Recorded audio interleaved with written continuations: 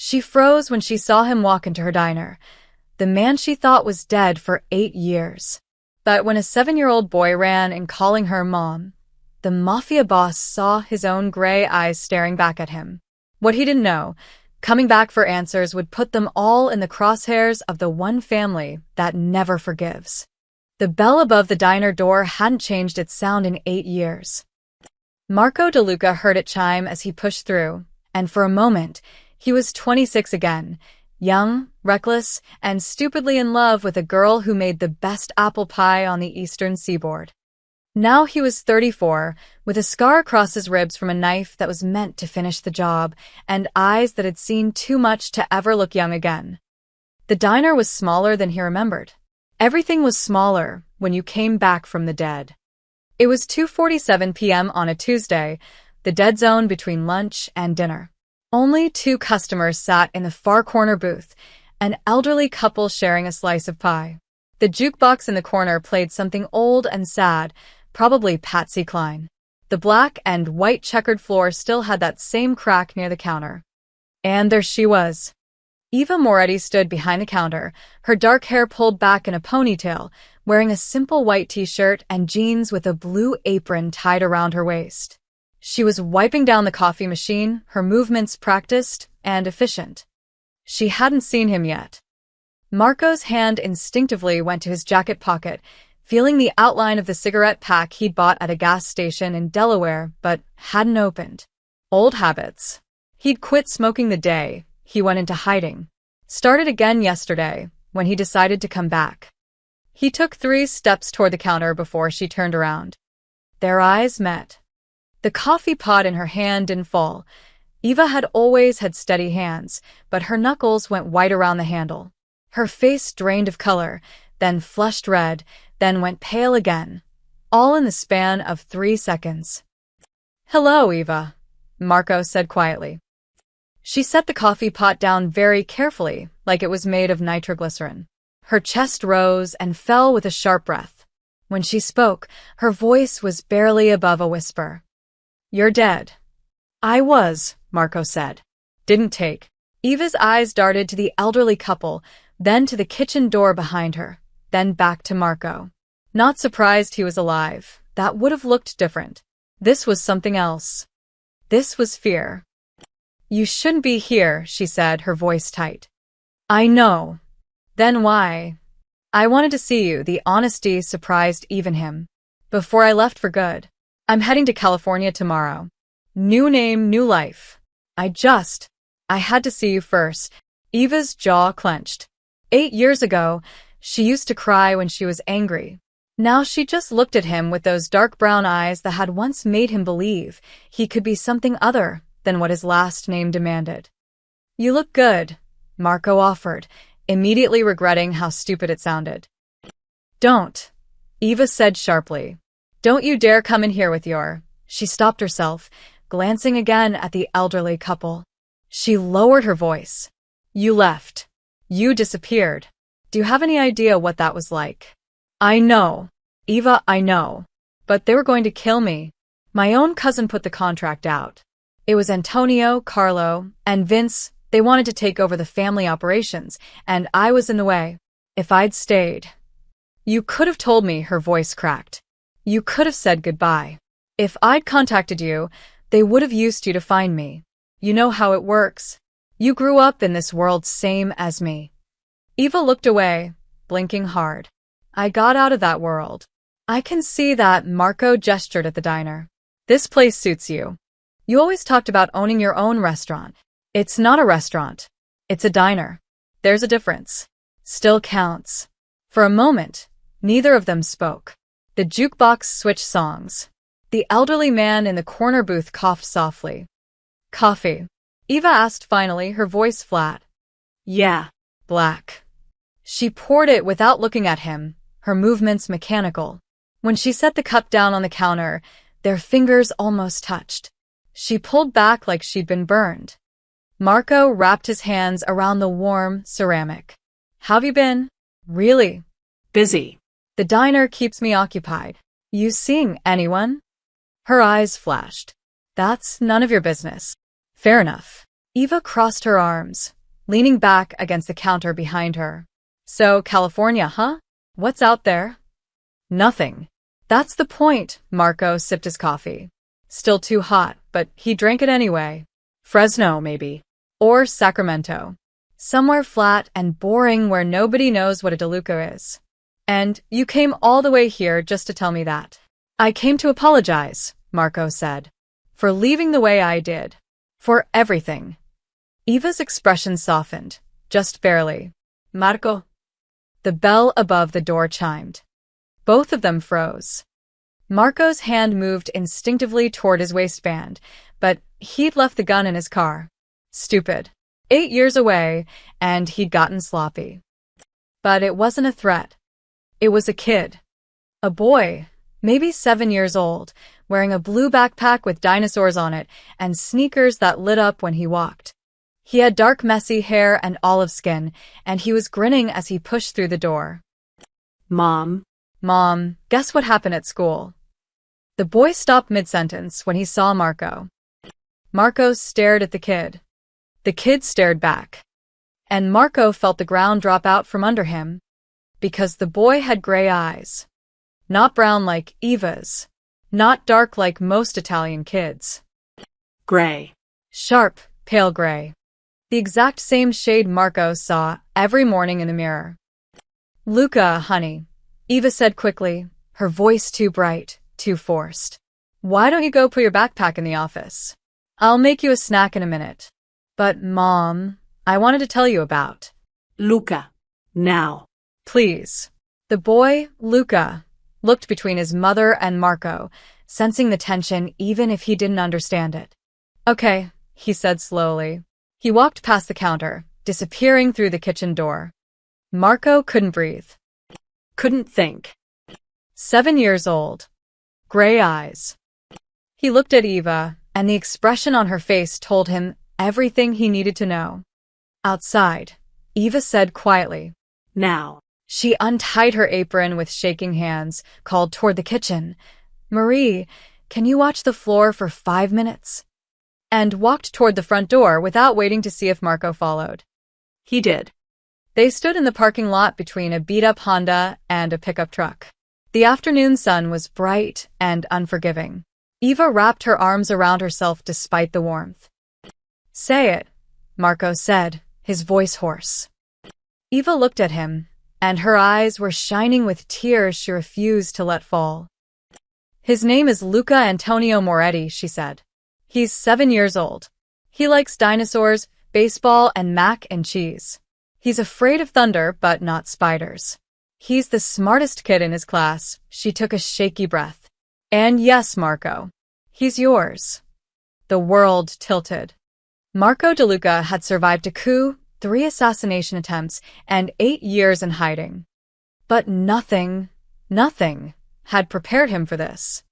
Marco's knees felt weak. He pressed his palm against the hood of Eva's Honda, needing something solid to hold on to. 7 years old, he repeated, his voice distant. You were pregnant when I left. I found out 2 weeks after you disappeared. Eva's voice was steady now, like she'd rehearsed this conversation 1,000 times in her head. I took 3 tests, all positive. I sat in my bathroom crying, trying to figure out how to tell you, and then I turned on the news and saw that they'd found your car in the river. Burned out. They said you were dead. Eva. Don't, she held up her hand. Let me finish. I mourned you, Marco.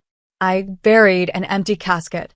Your mother held my hand at the funeral and cried on my shoulder, and the whole time I had your baby growing inside me, and I couldn't tell anyone because if the wrong people found out, she trailed off, wiping her eyes roughly. Antonia was already cleaning house. Anyone loyal to you was disappearing. I wasn't stupid enough to think a pregnant girlfriend would get a pass. Marco felt sick. You went through it alone. My Aunt Teresa helped. She moved me out here, to Bellport. Far enough from the city that no one would look twice at another single mother running a diner. Eva laughed bitterly. Your family probably doesn't even remember I exist. They'd remember if they knew about Luca. That's exactly why I never told them. Eva stepped closer, her voice dropping to a fierce whisper. Do you understand what would have happened? Even if you were dead, they would have taken him, raised him to be the next DeLuca heir, turned him into everything you tried to escape. I couldn't let that happen. Marco ran his hands through his hair, his mind racing. When I went into hiding, I had people watching the city. Eyes and ears. If you'd reached out. To who? Your cousin who tried to kill you? Your uncle who looked the other way? I didn't know who to trust, Marco, so I trusted no one. Eva's voice cracked. Every single day for 8 years, I've looked over my shoulder. Every time a black car drives past the diner, I wonder if today's the day they figure it out. Every time Luca mentions his gray eyes or asks why he doesn't look like me, I have to lie and tell him he looks like his grandfather. Does he know about me at all? He knows his father was a good man who died before he was born. That's it. That's all I could give him. Marco looked back toward the diner. Through the window, he could see Luca sitting at the counter now, eating a cookie, his legs swinging. Just a normal kid. Innocent. Untouched by the violence that had shaped Marco's entire life. I need to meet him, Marco said. Properly. Absolutely not. Eva, he's my son. He's my son. Eva's eyes blazed. I'm the one who sat up with him when he had colic. I'm the one who taught him to read. I'm the one who worked double shifts to keep this diner running, so he could have a roof over his head and clothes on his back.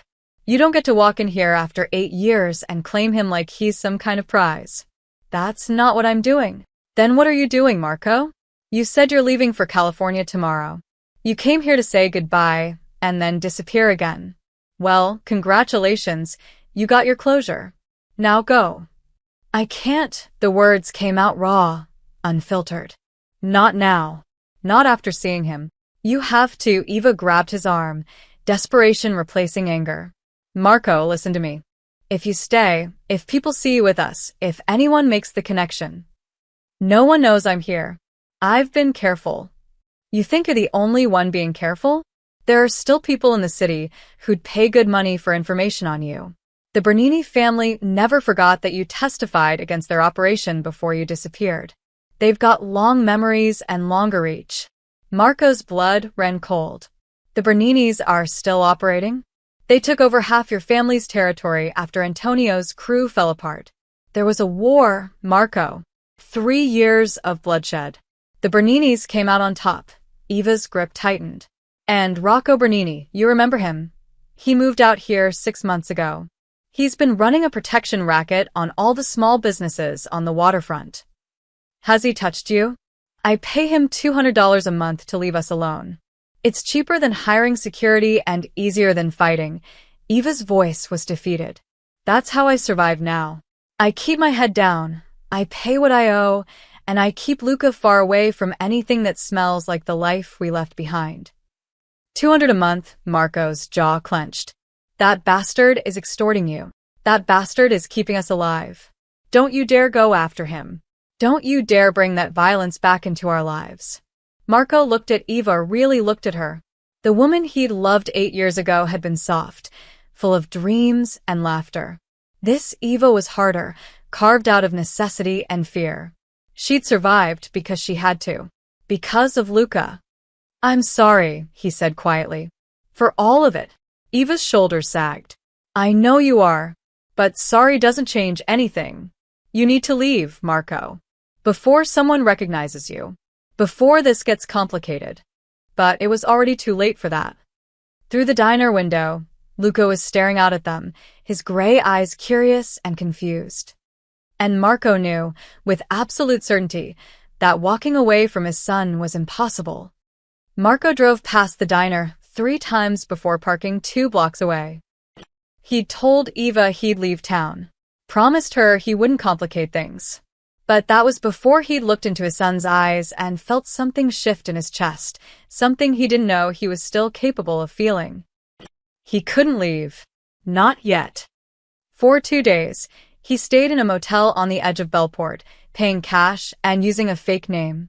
He told himself he just needed time to think, to process everything. But the truth was simpler and more selfish. He wanted to see Luca again. On the 3rd morning, he sat in his car across from Luca's elementary school, watching parents drop off their kids. He spotted Eva's Honda pulling up at 8:15. Luca jumped out, his dinosaur backpack bouncing, and waved goodbye to his mother before running toward the playground. Marco watched him play, watched him laugh with other kids, watched him live a normal, beautiful, uncomplicated life. And he wanted, desperately, dangerously, to be part of it.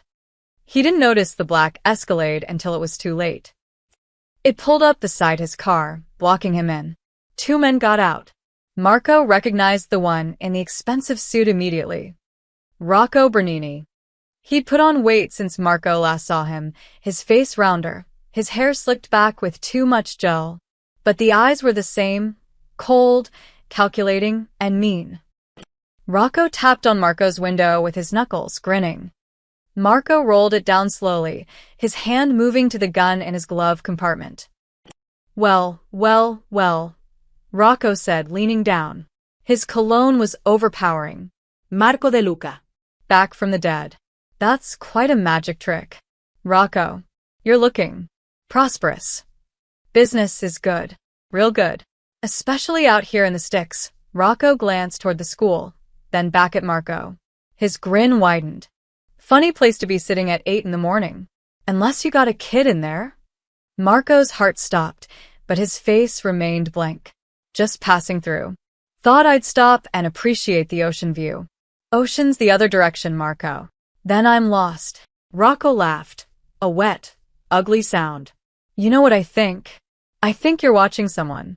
And I think I know who. He pulled out his phone, scrolling through photos. See, I make it my business to know everyone in my territory.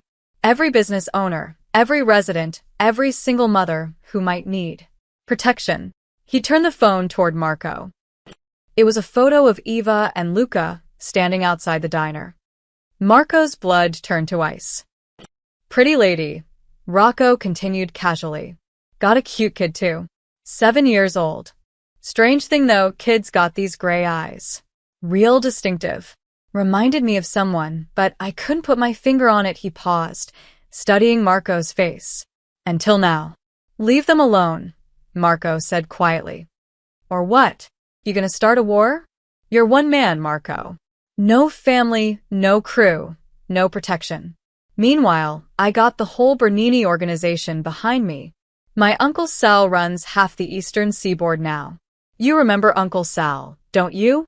He still talks about how you testified against him 10 years ago. Got him 3 years in federal prison.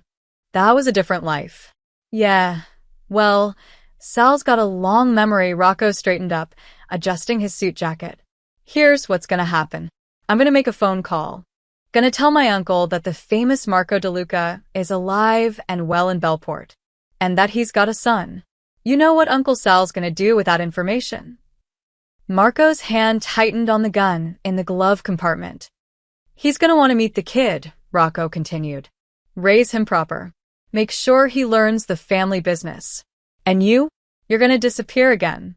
Permanently this time. Or Rocco leaned back down, his voice dropping to a whisper.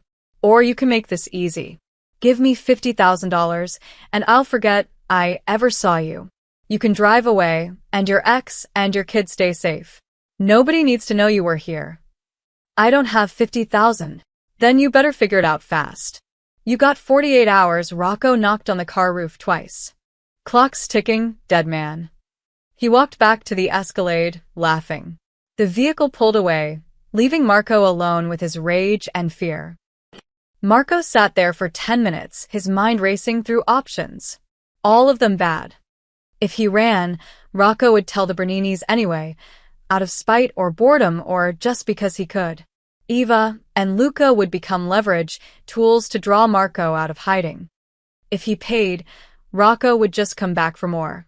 Blackmailers always did. If he killed Rocco, the Berninis would send an army. There was no clean way out of this. Marco started the car and drove back to his motel, his knuckles white on the steering wheel. He'd spent 8 years running from his past. But his past had finally caught up. And this time, it wasn't just his life on the line. He pulled out his phone and stared at a number he hadn't called in 3 years. The only person from his old life he still trusted. Alessio Greco. Former accountant for the De Luca family. The man who'd helped Marco disappear. Marco Daiel. After 3 rings, a familiar voice answered. I thought you were dead. I was, Marco said. Now I need a favor. What kind of favor? The kind that might get us both killed. Alessio arrived the next morning in a beat-up Toyota that looked nothing like the luxury cars he used to drive. He'd lost weight, grown a beard, and wore glasses that made him look like a college professor instead of a mob accountant.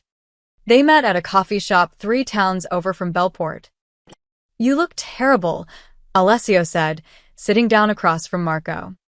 You look like a librarian. That's the point, Alessio sipped his coffee. So, you gonna tell me why you're suddenly making noise after 8 years of silence? I thought we agreed. No contact unless it was life or death. It's life or death. Marco told him everything. Eva. Luca. Rocco. The 48-hour deadline that had already burned down to 36. Alessio listened without interrupting, his face growing grimmer with each detail. You've got a kid, he said finally. Jesus Marco. I know. And Rocco Bernini knows. I know. So, what's your play here? You can't pay him. You don't have the money. You can't kill him. That brings the whole organization down on you. And you can't run because now they know exactly how to hurt you. Marco stared into his coffee. I need time. Time to figure out a permanent solution. Permanent solution requiert l'ouvrage. What do you got? Nothing. That's why I called you. Alessio leaned back, thinking. I still have the files. Everything I copied before I disappeared. Financial records, wire transfers, names, dates. Enough dirt to bury half the Bernini operation if it got into the right hands. The feds? Maybe. But that takes time, lawyers, negotiations, witness protection. You've got 36 hours, not 36 weeks. Marco rubbed his face. So what do I do? Sit here and wait for Rocco to ruin their lives? No, Alessio said quietly. You do what you should have done 8 years ago. You stop running. Easy for you to say. I'm not saying fight them head on. I'm saying be smart. Get close to your son. Let Eva see you're serious about staying. Build something worth fighting for, and then, when Rocco makes his move, we'll be ready. That's not a plan. That's hope. Sometimes hope's all you got. Alessio stood up. I'll start making calls. Feel out some old contacts, see who might be willing to flip on the Berninis. But Marco? Don't waste these hours. If this goes sideways, you might not get another chance. That afternoon, Marco went back to the diner. Eva was behind the counter, pouring coffee for a truck driver. When she saw Marco walk in, her expression shifted from surprise to anger to resignation. I told you to leave, she said quietly when he sat down at the counter. I can't. Marco. Rocco knows about Luca. He saw me watching the school. He's putting it together, Eva. Whether I leave or stay, he knows. The color drained from Eva's face. No. No. No. No. I'm handling it. I've got someone working on a solution. But in the meantime, Marco hesitated. I want to spend time with him. With Luca. Just a few days. Let me be his father. Even if he doesn't know it yet. Eva's eyes filled with tears. You're asking me to let you into his life when everything might explode around us? I'm asking for a chance to know my son before I lose that chance forever. Eva looked away, her jaw trembling. Finally, she nodded once. He gets out of school at 3. There's a park 2 blocks from here. He goes there most days after homework. Thank you. Don't make me regret this. Marco found Luca at the park that afternoon, struggling with a red kite that refused to fly. Need some help? Marco called out. Luca turned, recognizing him from the diner. It won't go up. The wind's all wrong. Mind if I take a look? Luca handed him the kite. Marco examined the tail, too short and unevenly weighted. See this? The tail's what keeps it stable. Right now, it's trying to spin instead of fly. Can you fix it? Sure. You got anything we can use? String, ribbon, maybe some cloth. Luca dug through his backpack, and produced a long blue scarf. Will this work? Perfect. They worked together, Marco tying the scarf to the kite's tail in careful intervals. Luca watched intently, asking questions. What's the best wind speed? Why does the tail matter? How high can kites go? Marco answered each one patiently, surprised by how easy it felt. How natural. When they finally launched the kite, it soared, catching the wind and climbing higher and higher until it was just a red against the blue sky. Luca laughed, pure and delighted. It's flying. It's actually flying. You did good, kid. We did good, Luca corrected. He looked up at Marco, squinting against the sun. What's your name, anyway? Marco. I've Luca. I know. They flew the kite until the sun started setting, turning the sky orange and gold. When Eva's Honda pulled into the parking lot, Luca waved enthusiastically. Mom. Mom, look. Marco, fix my kite. Eva got out of the car slowly, her eyes on Marco. He couldn't read her expression, somewhere between grateful and terrified. That's great, honey, she said. Say, thank you to Marco. Thank you. Luca grinned. Can you come back tomorrow? We could fly it even higher. Marco looked at Eva. She gave him the smallest nod. Yeah, Marco said, his throat tight. I'd like that. As they drove away, Luca waving from the back seat, Marco stood alone in the empty park. For the first time in 8 years, he felt like he had something real to fight for. And he'd burn the whole Bernini organization to the ground before he let them take it away. For 3 days, Marco existed in a strange, fragile bubble of normalcy. He walked Luca home from school, helped him with his math homework at the diner, ate dinner with him and Eva, meatloaf on Tuesday, spaghetti on Wednesday, chicken parmesan on Thursday. Each meal felt like borrowed time, stolen from a life he was never supposed to have. Luca warmed to him quickly, the way kids do when they find an adult who actually listens. He talked about dinosaurs, about his friend Tyler, who could burp the alphabet, about how he wanted to be a marine biologist when he grew up. Marco memorized every detail. The way Luca's nose crinkled when he laughed. How he always ate his vegetables first to get them over with the small scar on his elbow from falling off his bike last summer. 8 years of his son's life, lost. Marco was determined not to lose another second. Eva watched them together with an expression Marco couldn't quite decipher, part wonder, part worry, part something that looked almost like the love she used to have for him. On Thursday night, after Luca went home with Eva, Marco stayed behind to help close the diner.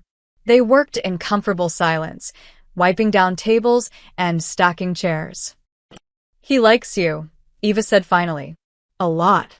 I like him too. Eva, he's incredible. I know, she smiled softly. He's the best thing I ever did. We ever did, Marco corrected gently.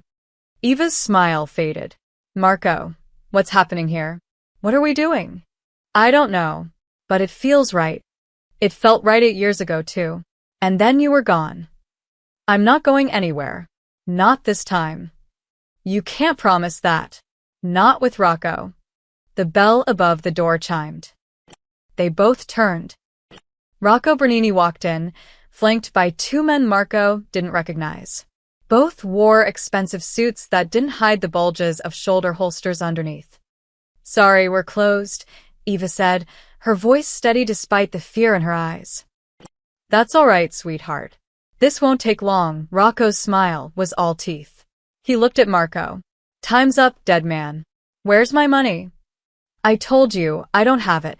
Then we got a problem. Rocco walked slowly around the diner, running his finger along the counter. See, I made some calls. Talked to my Uncle Sal. Told him about the situation. You know what he said? Marco said nothing. He said, bring me the kid, said he'd raise him proper. Teach him the business. Make him a real Bernini, since the DeLuca name don't mean shit anymore. Rocco stopped in front of Eva. So, here's the new deal. You give us the boy, and we let you both live. Simple. Eva's face went white. Get out of my diner. Your diner? Rocco laughed. Sweetheart, Nothing in this town belongs to you. It all belongs to us. We just let you pretend it's yours. Touch her again, and I'll break your hand, Marco said quietly. Rocco turned, amused. You threatening me? Here? Now. He gestured to his men. I got 2 guys with me. You're alone. Plus, you make a move, and Eva here becomes collateral damage. That what you want?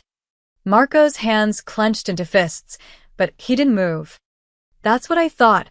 Rocco walked toward the door, then paused. You got 24 hours to bring the kid to the warehouse on Miller Street. Show up with him, and this ends clean.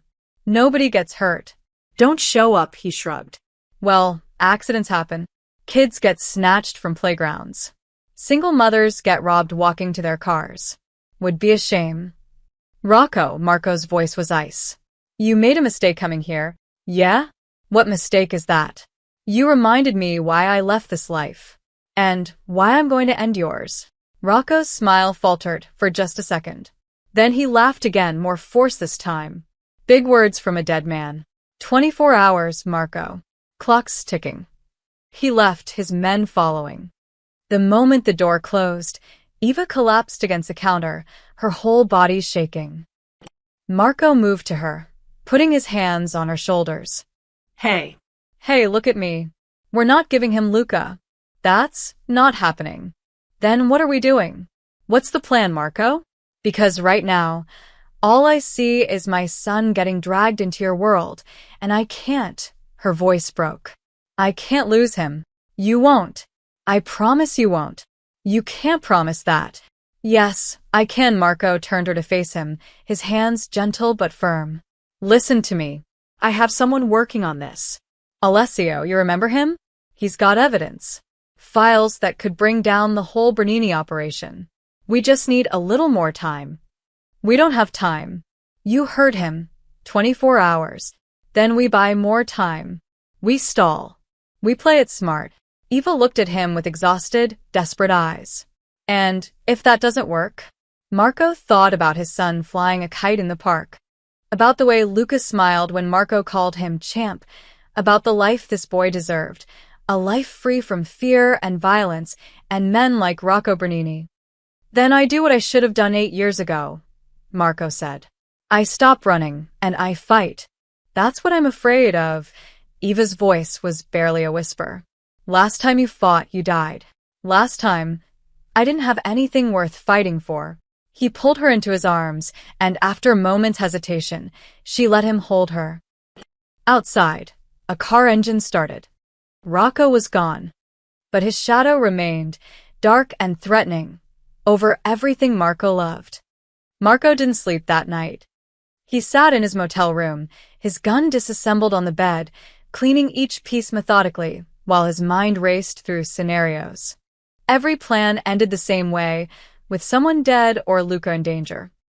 At 6 a.m., Alessio called. I've got something, he said without preamble. There's a federal prosecutor in Manhattan, Jennifer Hawkins. She's been building a case against the Berninis for 2 years. If we give her what I have, she can move fast. Warrants, raids, arrests. But she needs one thing. What? A witness. Someone who can testify to active criminal activity. Someone they can't discredit or ignore. Me, Marco said. You. But Marco, if you do this, if you testify again, there's no going back. You'll need protection. Real witness protection, not just hiding. And Eva and Luca. They'd have to come with me. Yeah. New identities. New lives. All of you. Marco looked out the motel window at the gray morning sky. How long would it take? To set up? A week, maybe 2. To take down the Berninis? Months. Maybe a year. Rocco wants Luca in 20 hours. Alessio swore. Then we need to stall him. Make him think you're cooperating. Or we make him disappear. Marco. I'm not letting him take my son, Alessio. There was a long pause. I'll keep working on the federal angle. You. Try not to start a war before I get there. Marco hung up and headed to the diner. Eva was already there, preparing for the morning rush. Her eyes were red-rimmed from crying or lack of sleep.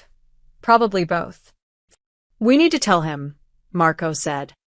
Eva's hand froze over the coffee machine. What? Luca. We need to tell him the truth. About me. About what's happening. Are you insane? He's 7 years old, Marco. He doesn't need to know about. He needs to know why his life might change. Why we might have to leave. Why strange men might be asking questions about him. Marco moved closer. Eva, if something goes wrong, if Rocco makes a move before we're ready, Luca needs to understand enough to be careful. He's a child. This will terrify him. Keeping him in the dark will terrify him more when it matters. Eva pressed her hands against the counter, her shoulders shaking. I wanted to protect him from this. From you. From all of it. I know. And you did. You gave him 7 years of normal. But normal's over now. We tell him together, or we risk him finding out the worst possible way. Eva was quiet for a long time. Then she nodded just once. After school. At home. Not here. Eva's apartment was small. 2 bedrooms above a hardware store, with worn furniture and walls covered in Luca's drawings. It smelled like vanilla candles and laundry detergent. Luca sat on the couch between them, sensing something was wrong. He'd been chattering about his day on the walk home, but now he was quiet, his gray eyes moving between his mother and Marco. Am I in trouble? He asked finally. No, baby. No, you're not in trouble. Eva took his hand. We just need to talk to you about something important. Okay.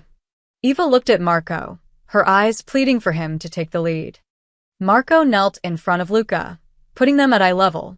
His heart was hammering so hard, he thought it might break through his ribs. Luca, he began, his voice rough. Your mom told you that your father died before you were born. That was true, sort of. I did disappear. People thought I was dead, but I wasn't. Luca's eyes widened. You're my dad. Yeah, buddy. I am. Luca looked at Eva. Mom? She nodded, tears streaming down her face. It's true, honey. Luca turned back to Marco, his small face processing this impossible information. But you've been here. You helped me fly my kite.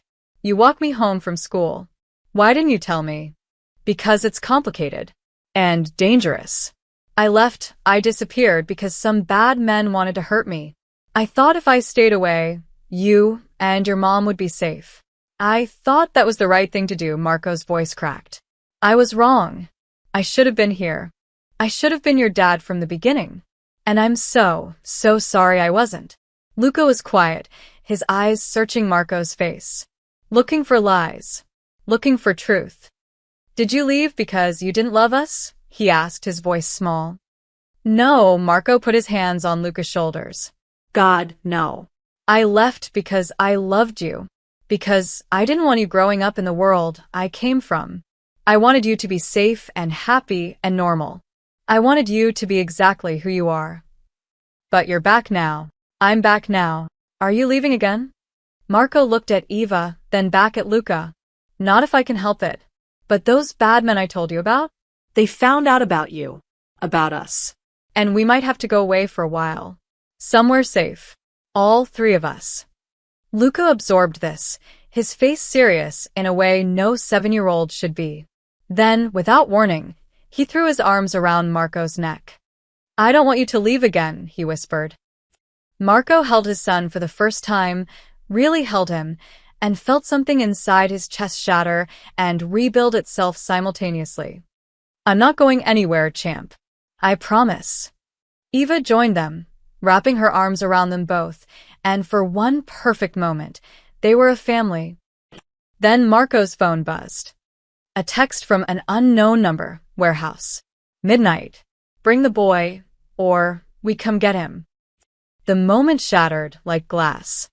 Marco stared at the text, his jaw clenched, so tight his teeth ached. Eva saw his expression. What is it? He showed her the phone. Her face went pale. Midnight. That's only 6 hours. I know. Marco, what are we going to do? Luca looked between them, confusion and fear mixing in his gray eyes. What's happening? Marco put his phone away and forced his voice to stay calm. Nothing you need to worry about, buddy. Your mom and I are handling it. He looked at Eva. Pack a bag. Essentials only. Be ready to move in 30 minutes. Move where? Somewhere safe. Away from here. We can't just run. We're not running. We're buying time. Marco stood, his mind already 3 steps ahead. Alessio has a safe house 2 hours north. We get you and Luca there, then I deal with Rocco. Deal with him how? Marco didn't answer. He didn't need to. Eva knew what deal with meant in his world. No, she said firmly. No, you're not going back to that. You're not becoming that person again. I never stopped being that person, Eva.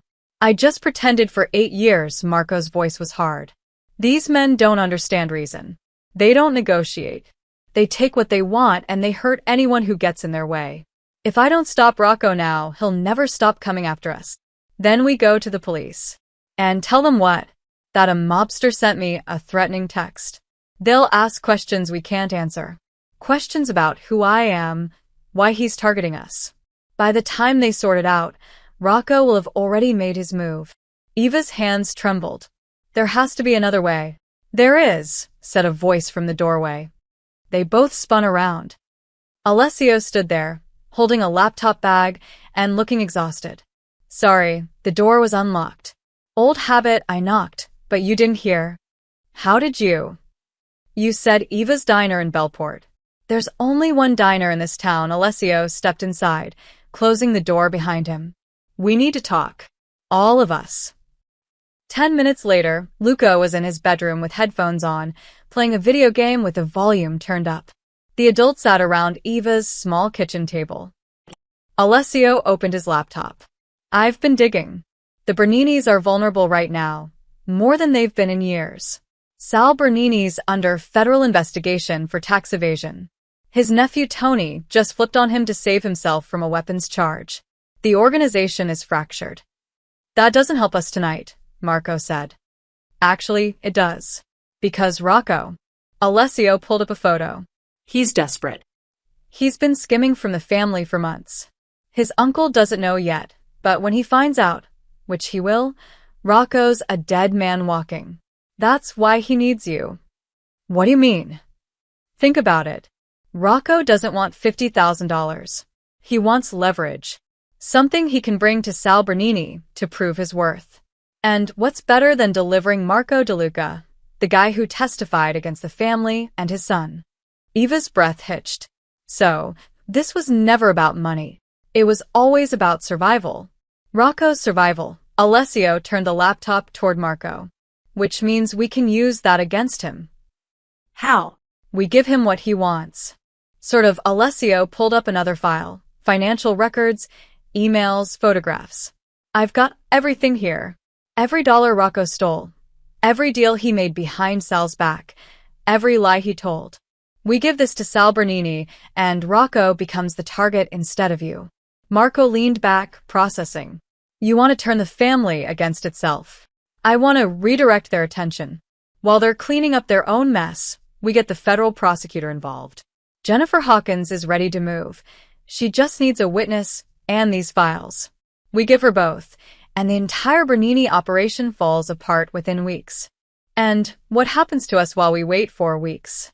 Eva's voice was sharp. Rocco wants Luca at midnight. Even if we redirect Sal's attention, Rocco might still come after us out of spite. Alessio nodded grimly. That's why we need insurance. Marco, you're going to meet Rocco tonight. What? At the warehouse like he wants. But you're not bringing Luca. You're bringing me and a recording device.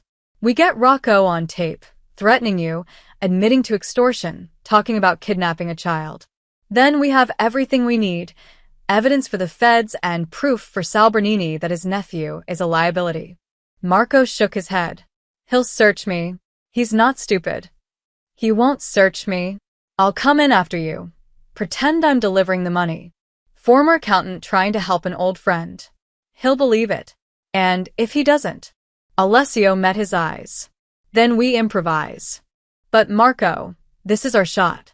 We take Rocco down tonight, hand everything to the feds tomorrow, and by next week, You and Eva and Luca are in witness protection with new identities and a real future. Eva looked at Marco, her eyes desperate. Is this going to work? I don't know, Marco admitted. But it's the best chance we've got. What if something goes wrong? What if Rocco doesn't fall for it? Then I do what I came back here to do. Marco's voice was quiet but certain. I protect my family, whatever it takes. Eva reached across the table and took his hand.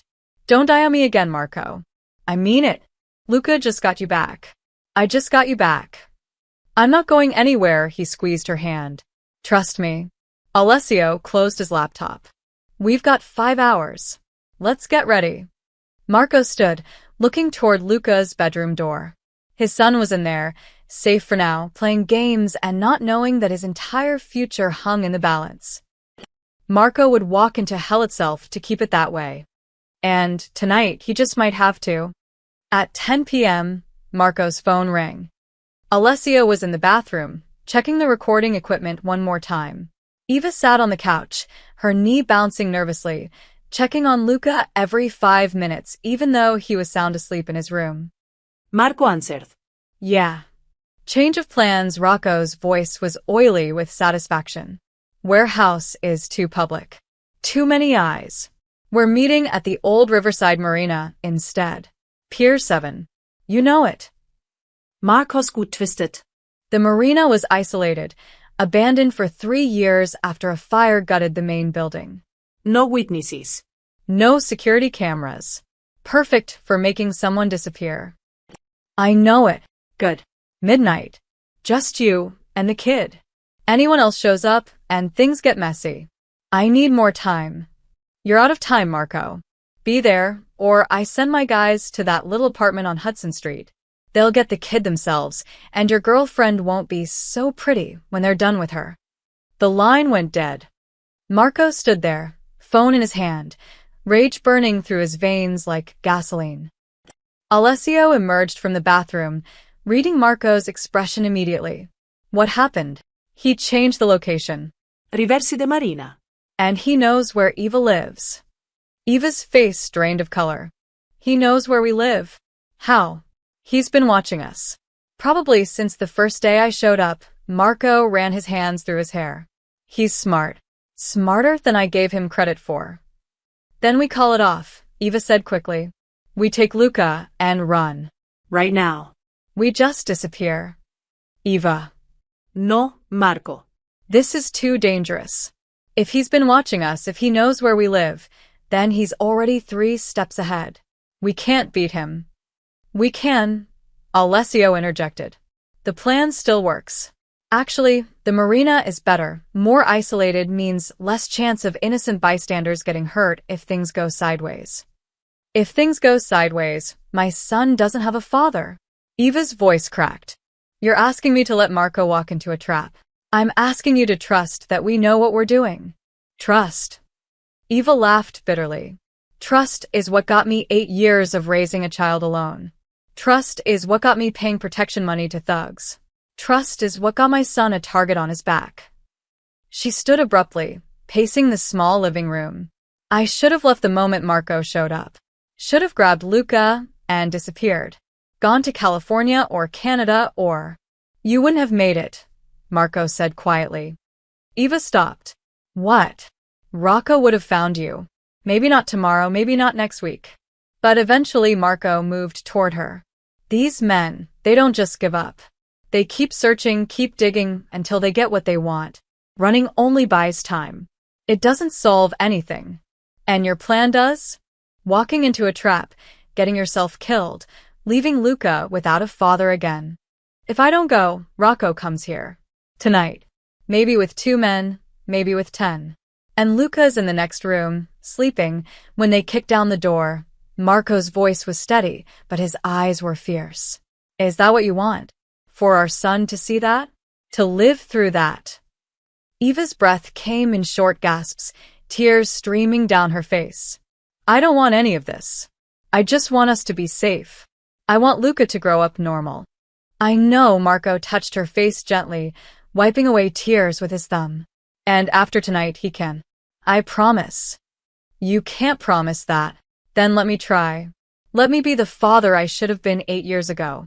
Let me protect you both. Eva closed her eyes, leaning into his touch. When she opened them again, something had shifted. The fear was still there, but beneath it was something harder. Something resolute. I'm coming with you, she said. Absolutely not. Listen to me. Eva grabbed his wrists, holding tight. You think I'm going to sit here in this apartment, waiting to hear if you're alive or dead? You think I'm going to let you walk away again without knowing if you're coming back? Eva, it's too dangerous. It's dangerous here too. You said it yourself. Rocco knows where we live.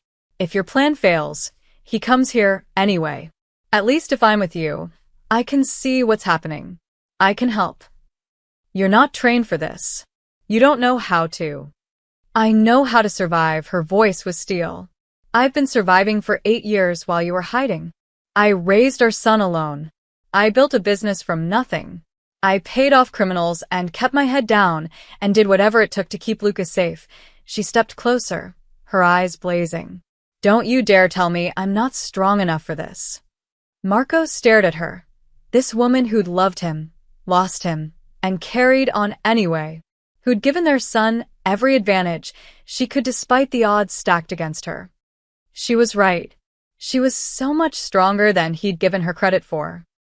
Okay, he said finally. But Lucas stays with someone we trust. Marie, Eva's mind was already working. The waitress from the diner. She's looked after Luca before. She won't ask questions. Alessio cleared his throat. Hate to interrupt, but if Eva's coming, we need to adjust the plan. Rocco's expecting Marco alone with Luca. If Eva shows up, then I tell him the truth, Eva said. That Luca's mother has every right to be there. That we make decisions about our son together. He won't like it.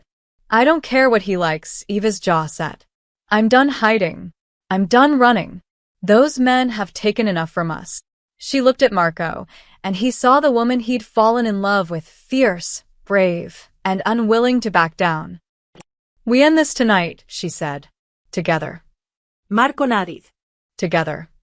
The riverside marina looked like something out of a nightmare. Burned-out buildings cast jagged shadows across broken concrete. Rotting piers extended into black water, like skeletal fingers. The only light came from a single floodlight near Pier 7, creating a circle of harsh white illumination surrounded by darkness. Marco pulled his car to a stop 50 yards from the pier. Alessio was parked a quarter-mile back, recording equipment ready, watching through binoculars. Eva sat in the passenger seat, her hands clenched in her lap. Last chance to stay in the car, Marco said. Not happening. He checked his gun, loaded, safety off, and tucked it into his waistband. Stay behind me. Don't argue with him. Don't provoke him. Let me do the talking. Marco. Eva touched his arm. If this goes bad. It won't. But if it does, I need you to know, she swallowed hard. I never stopped loving you. Even when I hated you. Even when I thought you were dead. Marco cupped her face in his hands and kissed her. Soft, desperate, full of 8 years of longing and regret.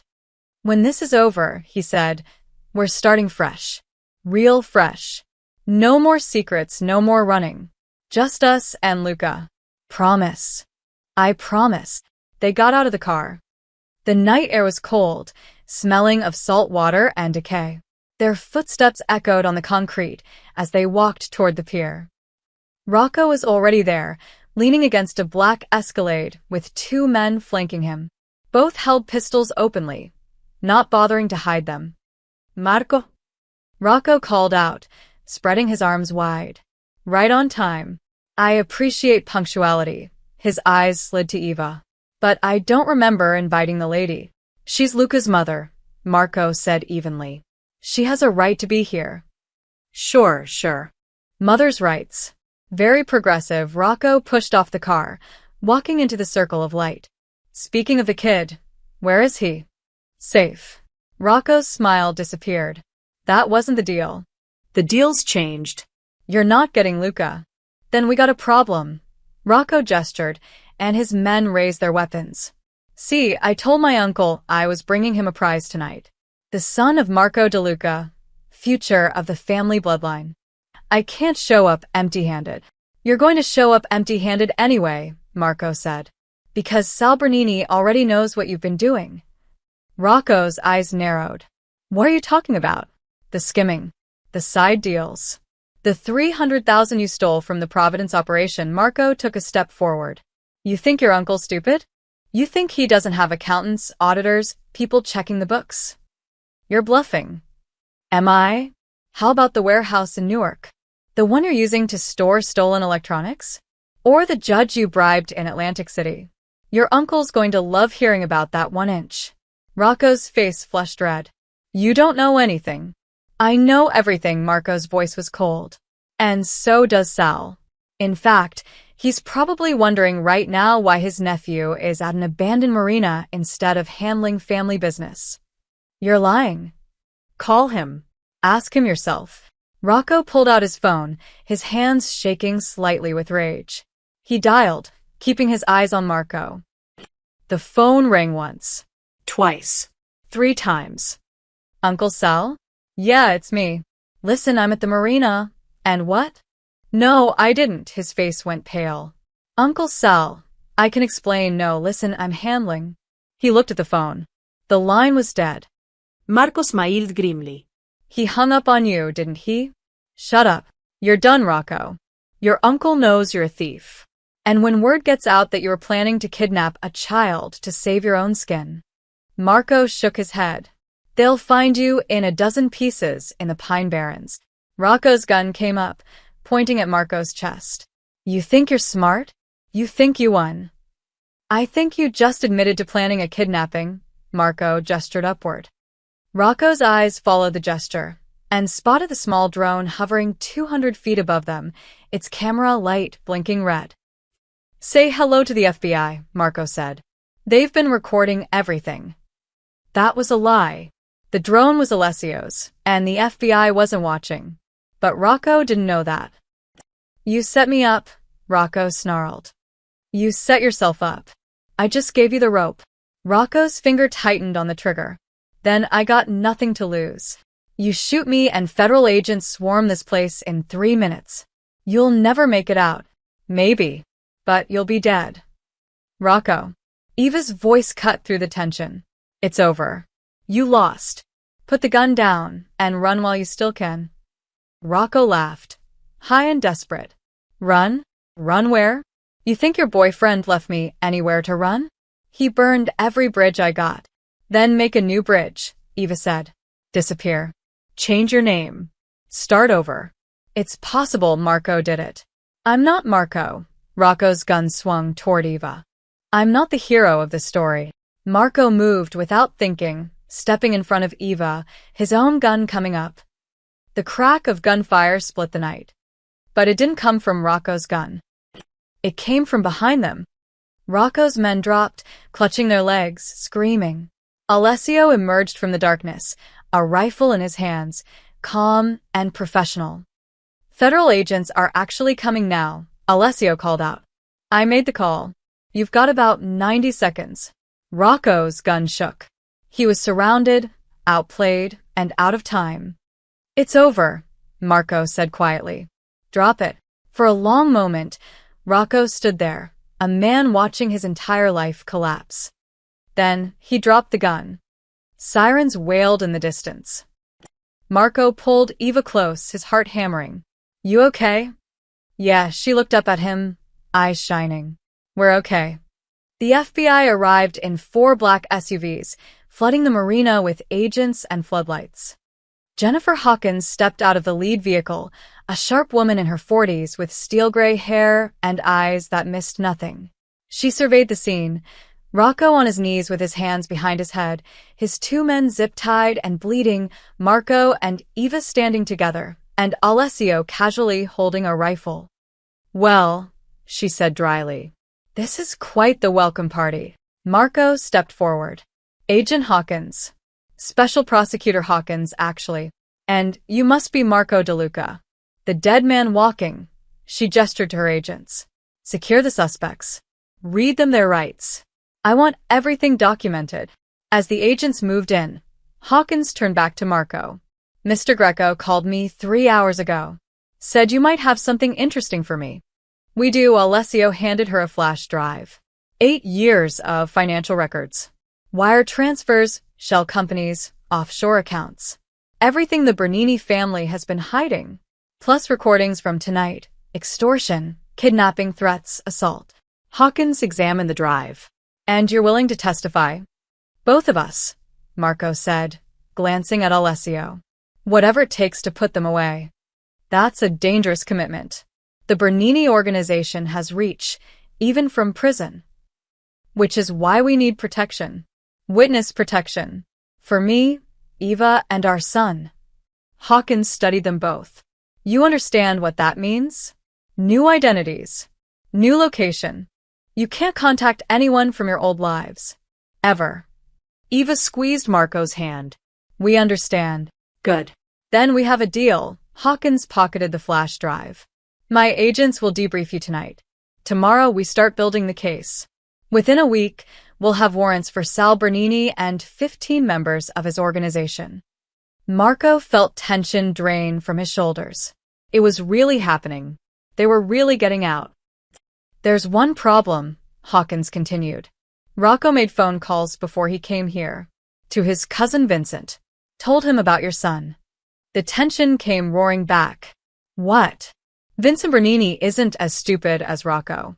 He won't come at you directly, not with the FBI involved. But he's smart enough to wait. Patient enough to watch. Hawkins's expression was grave. Your son is still in danger until we have everyone in custody. How long will that take? Could be days. Could be weeks. Depends on how fast they run. Eva's voice was tight with fear. So what do? We put you in protective custody. Tonight. All 3 of you, Hawkins signaled to an agent. Agent Morrison will take you to pick up your son, then escort you to a safe house. You'll stay there until we've rounded up everyone on our list. And if someone makes a move before then? Marco asked. Then they'll have to go through my agents. And trust me, Mr. DeLuca, they're very good at their jobs. They picked up Luca from Marie's house at 1:30 a.m. The boy was half asleep, confused about the strange people and the late hour. Eva carried him to the FBI van, whispering reassurances while he rubbed his eyes. Mom? What's happening? Luca mumbled. We're going on a little trip, baby. Everything's okay. Is Marco coming? Yeah. Champ. Marco climbed in beside them. I'm right here. The safe house was 40 minutes away, a nondescript ranch home in a quiet suburb. 2 agents stood guard outside. 2 more were inside, checking windows and exits. They put Luca to bed in a small room with blue walls and a shelf of old children's books. He fell asleep almost immediately, exhausted and overwhelmed. Marco and Eva sat together in the kitchen, drinking coffee neither of them wanted, while Agent Morrison explained the protocols. You don't leave the house. You don't make phone calls. You don't contact anyone. Food will be delivered. If you need anything, you ask us first. Morrison was young but professional. This is temporary. A week, maybe less. But during that time, you follow the rules. Understood? They both nodded. Morrison left them alone. The house was quiet except for the hum of the refrigerator and the occasional murmur of agents talking in the next room. We did it, Eva said softly. We actually did it. Not yet. Not until the Berninis are in custody. But we're close. Closer than I thought we'd ever get. She looked at him. You really think this is going to work? Witness protection? New lives? Ido. What if Luca hates it? What if he misses his friends, his school? Then we make new friends. Find a new school. Build something better. Marco took her hand. He's resilient, Eva. He gets that from you. She smiled faintly. He gets his stubbornness from you. They sat in comfortable silence for a moment. Then Marco's phone buzzed. A text from Alessio. Vincent Bernini just made bail. He's out. Marco showed Eva the message. Her face went white. Already? How is he already out? Money. Connections. Lawyers. Marco stood, his jaw tight. Morrison. The agent appeared in the doorway. What is it? Vincent Bernini made bail. He's out. Morrison swore under his breath and pulled out his radio. Command, this is Morrison. We need eyes on Vincent Bernini, immediately. Suspect is out on bail and considered a high-level threat to our witnesses. The radio crackled. Copy that. Dispatching surveillance now. Marco looked toward Luca's bedroom door. His son was sleeping peacefully, unaware of the danger circling closer. No one gets to him, Marco said quietly. Whatever it takes. Morrison met his eyes. No one's getting through us, Mr. DeLuca. I promise. But promises, Marco had learned, were fragile things. And Vincent Bernini was just getting started. 3 hours later, Marco's phone rang. Unknown number. He answered.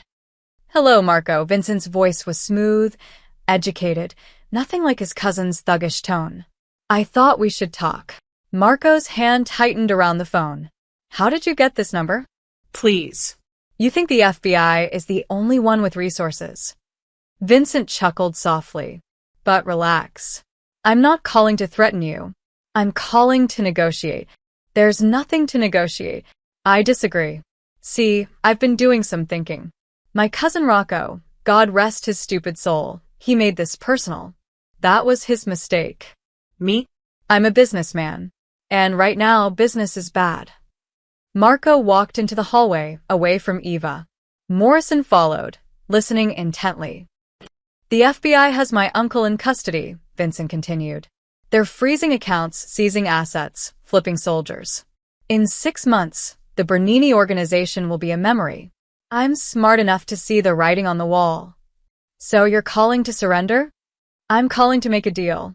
You drop your testimony against me specifically. I was never directly involved in what Rocco did, and I disappear. Leave the country. You'll never hear from me again. And if I say no, then I make things difficult. Your son goes to Bellport Elementary, right?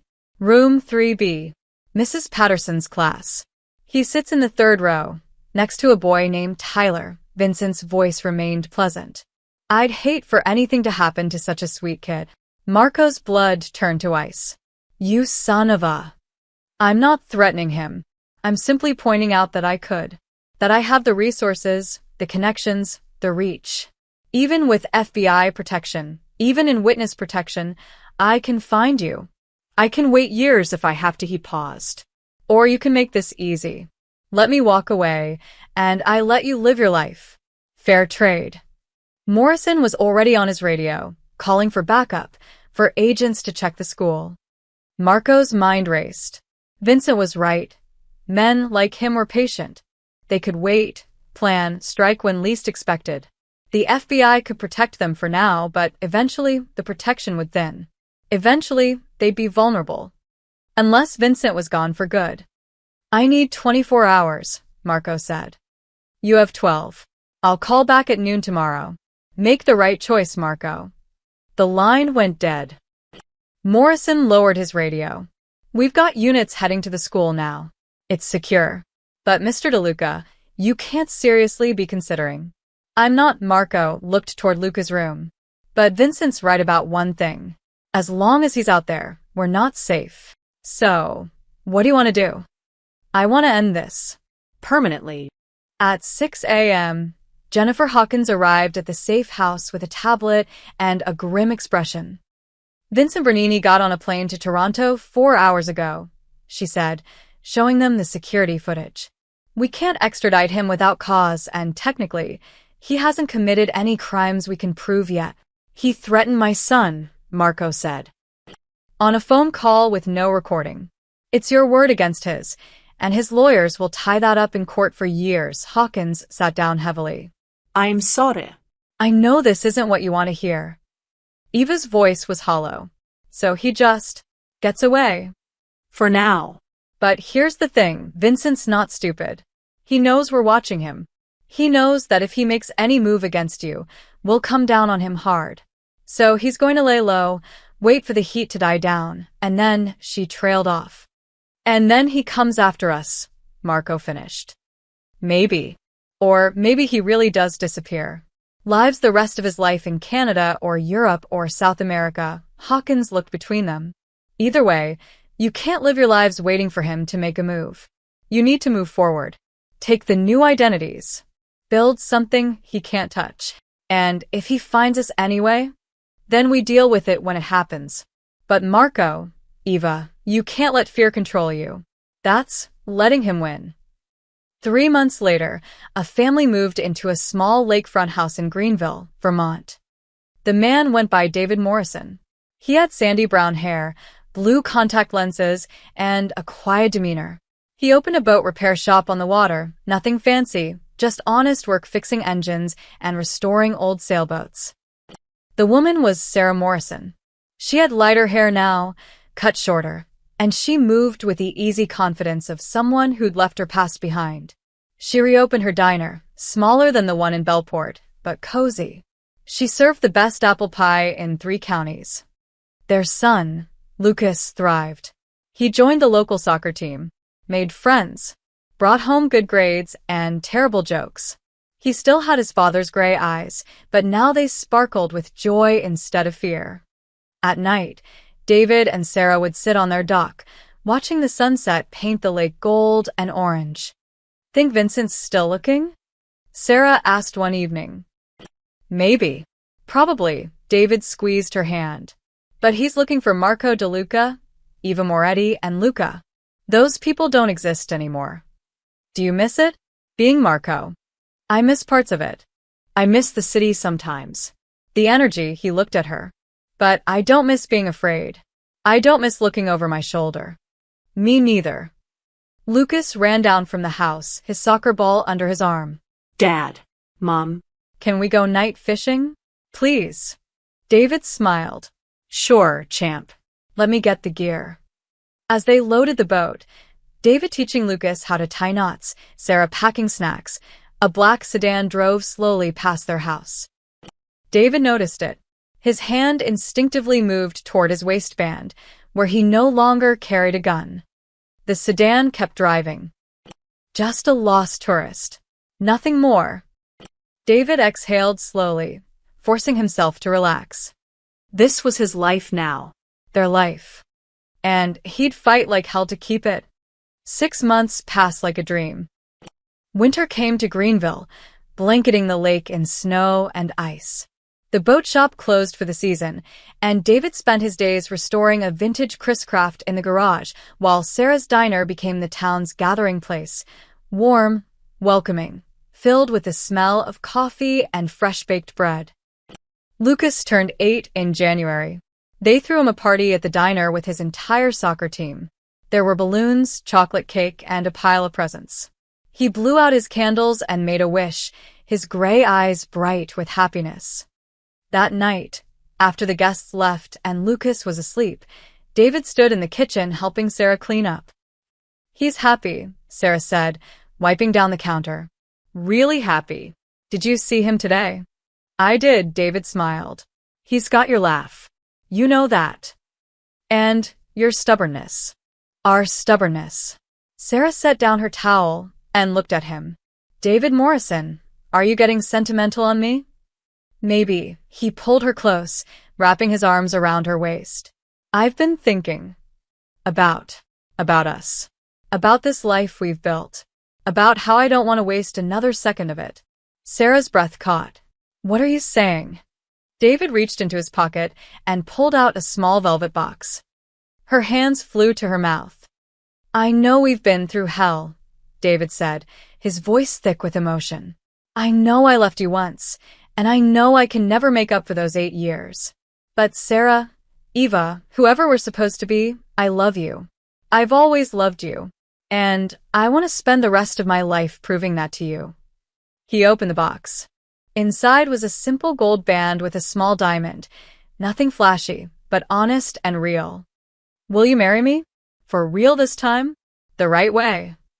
Tears streamed down Sarah's face. You idiot. You beautiful, wonderful idiot. Is that a yes? Yes. Yes, of course yes, she laughed through her tears. I've been waiting 8 years for you to ask me that question. David slipped the ring onto her finger and kissed her, deep and full of promise and the future they'd fought so hard to claim. When they finally pulled apart, Sarah was smiling wider than he'd seen in years. "When?" she asked. "Whenever you want. Spring? Summer? Spring. By the lake. Just us and Lucas and maybe a few friends from town." Perfect. They held each other in the quiet kitchen, the outside world distant and harmless. Spring arrived with wildflowers and warm breezes. On a golden Saturday in April, they stood on the dock behind their house, David in a simple gray suit, Sarah in a white sundress, and Lucas standing between them as their ring bearer, grinning so wide it looked like his face might split. The town minister performed the ceremony, while a dozen neighbors watched from folding chairs on the lawn. It was small, intimate, perfect. When the minister said, "You may kiss the bride," David cupped Sarah's face and kissed her like it was the first time and the last time and every time in between. Lucas cheered. The neighbors applauded. And for the first time in 8 years, Marco DeLuca, now David Morrison, felt completely, entirely free. That evening, after the guests left and the sun began to set, the three of them walked down to the dock. Lucas ran ahead, chasing fireflies. David and Sarah followed hand in hand, their shoes off, their feet bare on the warm wood. "I have something to tell you," Sarah said quietly. David looked at her. "What is it?" She smiled, nervous and excited. "I'm pregnant." David stopped walking. "You're what?" "I found out last week. I wanted to tell you, but then the wedding planning got crazy and I thought I'd wait until tonight. Until it was just us." She touched his face. "We're having a baby, David." David's eyes filled with tears. He pulled her close, laughing and crying at the same time. "We're having a baby. Are you happy?" "Happy?" "Sarah, He couldn't find the words. He just held her, overwhelmed by the impossible beauty of this moment. Lucas ran back to them, breathless. "Dad." "Mom, come see the fireflies. There's like 1,000,000 of them." David wiped his eyes and grinned. "Lead the way, champ." They followed Lucas to the end of the dock where the fireflies danced in the twilight, tiny stars flickering on and off, creating constellations in the warm air. Lucas stood between his parents, one small hand in each of theirs. "This is the best day ever," Lucas said simply. David looked down at his son, this miracle he'd almost never known, and then at Sarah, the woman who'd given him a second chance at everything. "Yeah," he said, his voice rough with emotion. "It really is."